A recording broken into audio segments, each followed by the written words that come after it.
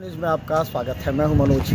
देखिए, आज मिथिला विश्वविद्यालय के कुलपति संजय कुमार चौधरी ने आज प्रेस वार्ता की। बता दें कि पिछले बार जो सीनेट की बैठक हुई थी और जो खामियां सामने आया था, जो सीनेट के सदस्य अपनी समस्या को लेकर के उन्होंने वहां रखा, इन तमाम बातों की जानकारी कुलपति ने आज मीडिया से साझा करते हुए कहा कि वो एक मीडिया सेल बताएंगे और मीडिया के सारी जानकारी दी जाएगी। हम बता दें कि सवाल ये है कि पिछले कुछ वर्षों से जो मिथिला विश्वविद्यालय में जिस तरह के भ्रष्टाचार के आरोप लगे, जिस तरह कार्यकाल प्रणाली पर आरोप लगे, तमाम बातों को ध्यान में रखते हुए आज कुलपति काफ़ी गंभीर नजर आए। उन्होंने एक एक बात को ध्यान में रखा और वहाँ पर मौजूद उन्होंने कहा नोट कीजिए। इसके साथ ही जो मीडिया के इंचार्ज थे, जो आर्यन चौरसिया, उनको कहा कि आप पूरी तरह एक मीडिया इनको इन्फॉर्मेशन देने के लिए ग्रुप बनाइए ताकि सभी बातों की जानकारी सही से पहुँच जाए, क्योंकि आज काफ़ी गंभीर बातों पर उन्होंने चर्चा भी की। चलिए हम आपको दिखाते हैं।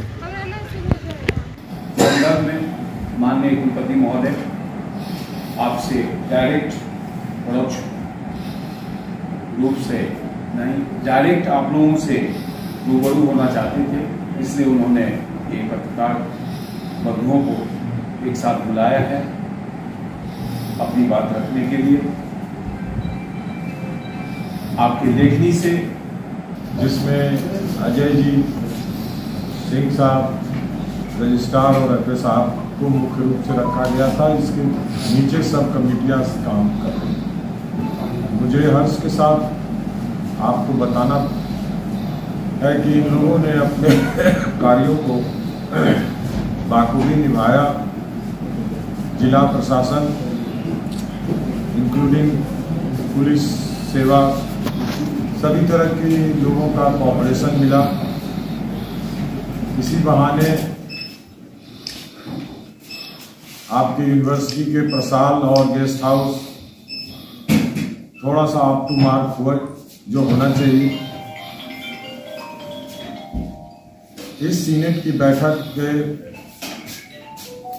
पहले से मैंने अपने कार्यकाल का एक रोड मैप बनाया था, उसको इसमें डाला। मुझे खुशी है कि आप तक ये सीधा पहुंच पाया। जैसा कि अभी एफए साहब ने बताया कि डिफरेंट चेयर्स की स्थापना हुई, इसमें एक चेयर और जुड़ा है जो पूर्व से पारित हो चुका था, पंडित दीनदयाल उपाध्याय चेयर। वो बेगूसराय के एक प्रतिनिधि थे, उन्होंने इसको याद दिलाया।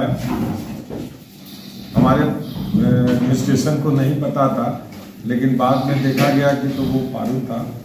तो ऐसी परिस्थिति के लिए ये आपके यहाँ पर प्राधिकार का गठन है।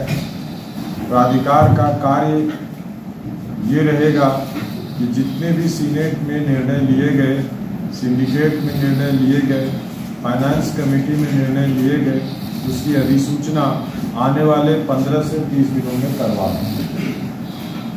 और आपके माध्यम से हम चाहेंगे कि जिस विभाग को जो चेयर आवंटन किया गया है, वो कम से कम एक साथ में 5 और अधिकतम 12 संगोष्ठी उस चेयर के माध्यम से करें। चेयर की स्थापना करना का एक ही उद्देश्य होता है, वैसी विचारधारा को आम आदमी तक पहुंचाना, जो सबसे इम्पोर्टेंट है।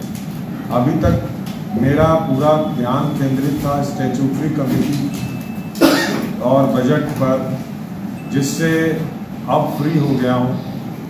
आने वाले समय में एकेडमिक्स पर ध्यान रहेगा। जो कई समस्याएं यहाँ हैं, जैसे गेस्ट फैकल्टी का सैलरी ना मिलना,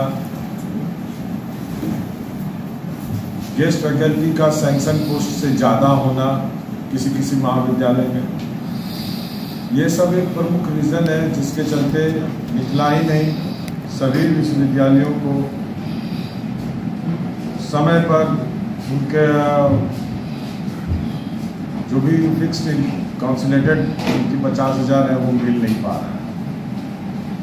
तो सर्वप्रथम एकेडमिक सुधार के लिए मैं रिव्यू करूंगा कहाँ पर गेस्ट फैकल्टी है, कहाँ अपने जैसे एक मैथमेटिक्स में एक कॉलेज में 3 सेक्शन पद है, 7 शायद तो -4 या 3 है।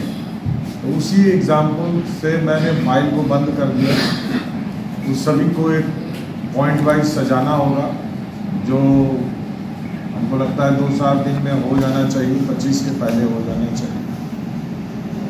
तो स्टेप बाय स्टेप एकेडमिक्स आपके माध्यम से मैं सभी बच्चों को बोलना चाहता हूँ कि आप कक्षाएं आए, आप नहीं आएंगे तो विद्वान शिक्षकों की विद्वता का क्या लाभ है?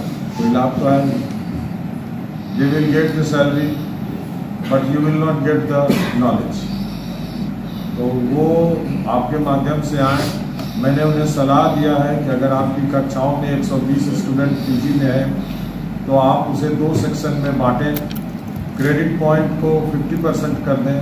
जैसे यूजुअली क्रेडिट पॉइंट एक पेपर का 4 होता है, तो मैंने कहा आप 2 पर चलाएं, यानी 4 क्रेडिट पॉइंट का मतलब हुआ वो पेपर जिसका 4 क्रेडिट पॉइंट है, सप्ताह में टीचर 4 बार जाएगा पढ़ाने।